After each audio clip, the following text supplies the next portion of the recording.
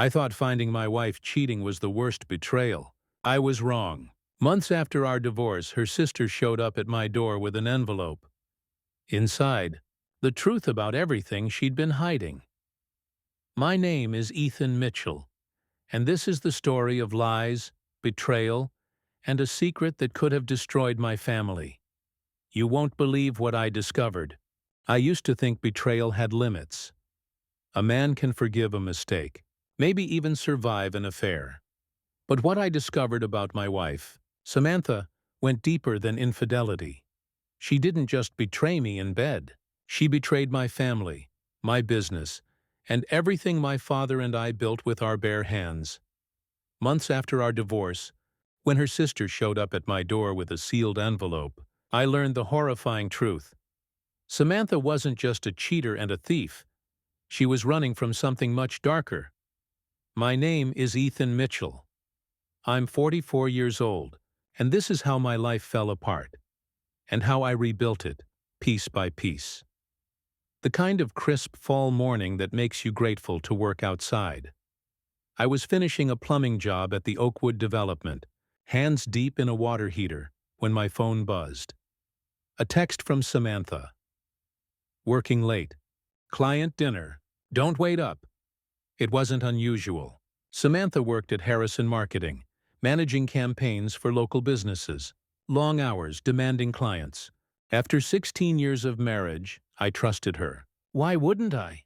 But lately, she'd been distant, guarded, jumping at phone calls, laughing at things she wouldn't share with me, like puzzle pieces from two different boxes. That night, I decided to surprise her. Brought pasta from her favorite Italian place, figured we could share dinner at her office. Her car was in the lot, parked beside a sleek black BMW I didn't recognize. Through the second-floor conference window, I saw her silhouette. She wasn't alone. A man stood close. Too close. He tucked her hair behind her ear. She laughed. That laugh I fell for 20 years ago. Then they kissed. I froze, the takeout bag heavy in my hands. My stomach dropped like I'd swallowed lead. I raised my phone, snapped a photo. Proof. My wife, the woman I'd built a life with, in another man's arms. I couldn't go home. Couldn't face the mug in the sink, the book on her nightstand, the smell of her perfume on the sheets. Instead, I drove to a roadside motel, paid cash, sat on the bed staring at that photo until the sun came up. By morning, I wasn't a husband anymore. I was an investigator. The next day, I went to my father, Robert Mitchell, 71 years old, the man who taught me to sweat copper pipe, to run a business, and to face life head-on. He looked at me over the morning paper. "You look like hell, son." "Dad, when you suspected Mom might have been unfaithful, what did you do?" His eyes darkened, old memories resurfacing. I gathered proof. "Because once you know, Ethan, you can't unknow. Are you ready for that?" I nodded, but the truth was, I wasn't ready for anything. That week, I followed the BMW. The man's name was Shane Caldwell, consultant, expensive apartment, the kind of smooth operator who always had a new client, always had a new mark. Meanwhile, I searched Samantha's purse, found receipts from restaurants across town, gas stations miles from her office, and a credit card tied to our business account. Mitchell Plumbing Solutions, the company my dad and I built from nothing, was leaking money. At the bank, I asked for statements. My stomach knotted as Helen, our account manager, slid them across the desk. Transfers. Thousands gone. Small amounts spread across fake vendors.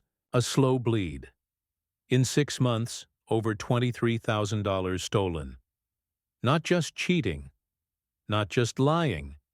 Samantha was robbing our family business blind. I couldn't confront her yet. I needed backup. So I called my son, Lucas. He was 22 from my first marriage. Smart kid, studying business at Missouri State University. When he met me at a diner, I handed him the bank statements. "Your stepmom's been stealing from the business," I said. He went pale. "Dad, this is embezzlement. Clear as day. These companies don't exist. She's laundering money." What's your next move? I don't know, son. That's why I called you. Lily, my 6-year-old daughter with Samantha. The reason I couldn't just burn everything to the ground and walk away. That night, as I tucked her in, she looked up at me with those big, innocent eyes. Daddy, why don't you and Mommy laugh together anymore? Kids see more than we think. I couldn't rush. I had to be meticulous. For the next 2 weeks, I played the perfect husband. Brought Samantha coffee in bed, complimented her new haircut, suggested a weekend getaway, all while documenting every lie, every suspicious call, every unexplained absence. Every night, I spread the business statements across my home office desk, piecing together the theft. Mitchell Plumbing Solutions had been slowly drained. Fake vendors, false invoices, money siphoned into accounts controlled by Shane Caldwell. Lucas became my partner in the investigation. His sharp mind, honed in business school, caught patterns I might have missed. Look at these transfers. Dad, she's covering her tracks with fake consulting fees, Lucas said, pointing to a spreadsheet. The amounts are small enough to avoid detection, but it adds up. This is deliberate. My stomach churned. Samantha, the woman I loved and trusted, had been betraying everything we built. I needed a plan. I called Patricia Wells, the toughest divorce attorney in Springfield. Her office smelled of leather and old books. Sharp eyes. No nonsense. Ethan Mitchell, she said, shaking my hand. Rick Jones spoke highly of you. What's the situation? I laid it all out. The affair, the embezzlement, Shane Caldwell. She leaned back, analyzing every document I handed her. $23,000 in 6 months? This isn't just adultery. This is criminal, she said. Your wife could face charges, but our priority is your daughter and your business. We need surveillance, witness testimony, and a solid paper trail. She introduced me to Tom Davidson, a former detective turned private investigator. Shane Caldwell has a history, Tom said.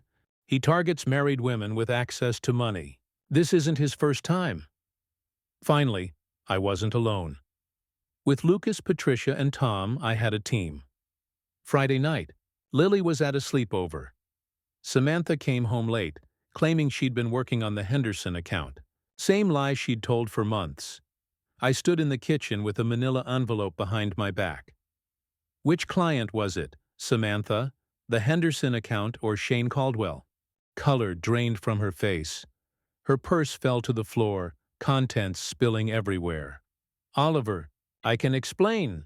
Explain what? The photos of you kissing him? The money you stole from our business? She sank into a chair, trembling. Tears streaked her face. I was scared. He threatened me. I didn't know what else to do.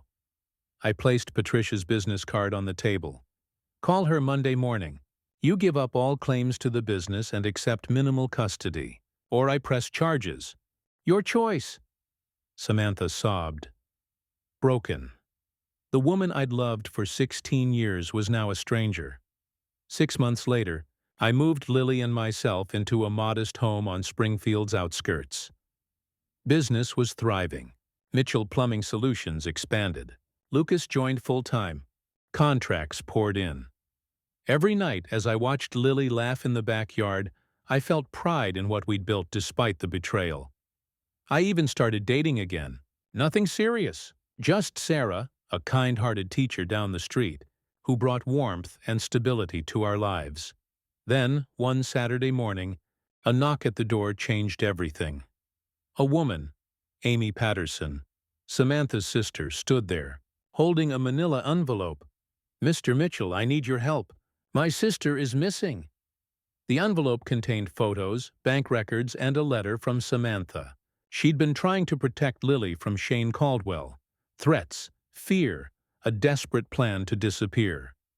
With Amy's evidence and Tom's investigation, we built a case against Shane Caldwell. He was arrested months later in Las Vegas, charged with fraud, extortion, and ultimately responsible for Samantha's death.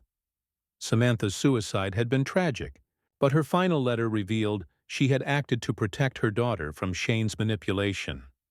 Lily never saw her mother again, But she grew up knowing her father fought for her, protected her, and taught her the difference between betrayal and courage. Amy became a family ally. Visits with Lily provided a connection to Samantha's side, tempered by love, respect, and boundaries. Life went on. The business expanded. Lucas became a full partner. I found happiness with Sarah, and most importantly, I watched Lily flourish. Sometimes life breaks you. Sometimes betrayal cuts deeper than you ever imagined. But the human spirit, our drive to protect those we love, to rebuild, to fight for justice, is stronger than anything life throws at us. Watching the sun set over Springfield Hills, Lily and I planting flowers in the garden, I knew one thing. Some things can't be stolen. They can only be built, one honest choice at a time. Life can betray you in ways you never expect, but it can also show you your strength. I lost trust, I lost love, but I didn't lose my family. My daughter, my son, our business. We rebuilt everything from the ground up. If you loved this story, hit that subscribe button for more real-life tales of betrayal, courage, and survival. Share this video and remember, no matter how dark it gets, there's always a way to rise again.